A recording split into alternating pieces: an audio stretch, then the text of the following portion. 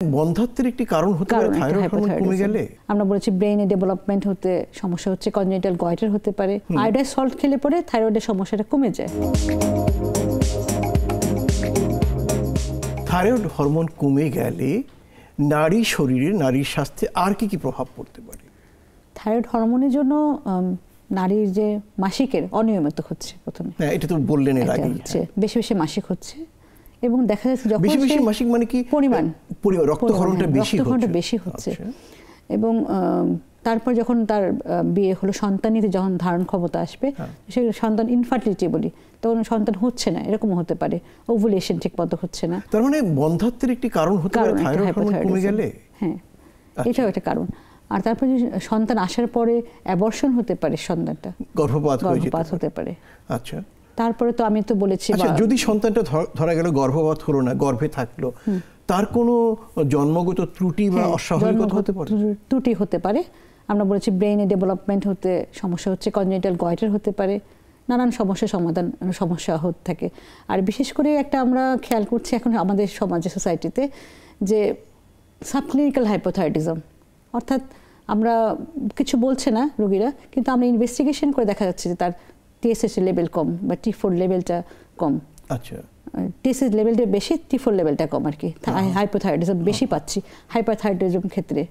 তো সেই জন্য আমরা দেখা যাচ্ছে এখন রুটিনলি আমরা কিছু সবাইকে প্রেগনেন্সি অ্যান্টিনেটাল চেক আপ যখন আসে আমাদেরকে, তখন আমরা রুটিনলি চেক আপ করি যে টিএসএইচ লেভেল, T4 T3 লেভেলটা দেখি তার কি অবস্থা, থাইরয়েড স্ট্যাটাসটা কেমন।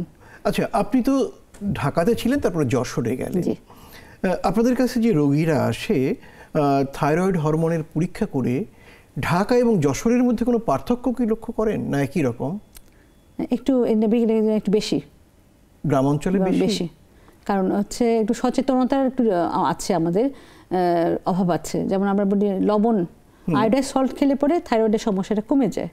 সব জায়গায় তো, যেমন ঢাকা শহরে অনেকেই সে আয়োডাইজ সল্টটা খাচ্ছেন, কিন্তু বাইরে তো সেটা খাচ্ছেন না, সবাই নর্মাল সল্টটা খাচ্ছেন, সেটা আয়োডিনটা পাচ্ছে না, তখন তাদের টিএসএইচ লেভেলটা বেশি হচ্ছে, থাইরয়েড হরমোনটা কমে যাচ্ছে।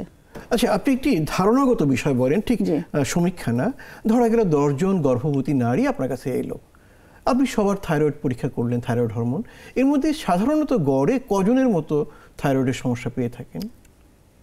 এক্স্যাক্ট স্ট্যাটাস বলতে না পারলেও মোটামুটি আমাদের মনে হয় যে 10 জনের মধ্যে একজনকে তো পাচ্ছি আমরা। আচ্ছা, 10 থেকে 15 জনের মধ্যে একজন পাচ্ছি। আপনি তো আজকে অধ্যাপক, একসময় আপনি সহকারী অধ্যাপক ছিলেন, সহযোগী অধ্যাপক ছিলেন, আপনার কি মনে হয় যত দিন যাচ্ছে থাইরয়েডের সমস্যা তত বাড়ছে? হ্যাঁ, বাড়ছে। জি, আমাদের বাড়ছে, কারণ আমরা হয়তো আমাদের খাবারের যে পরিমাণ থাকার কথা ছিল সেটা পাচ্ছি না আমরা, এটা হতে পারে।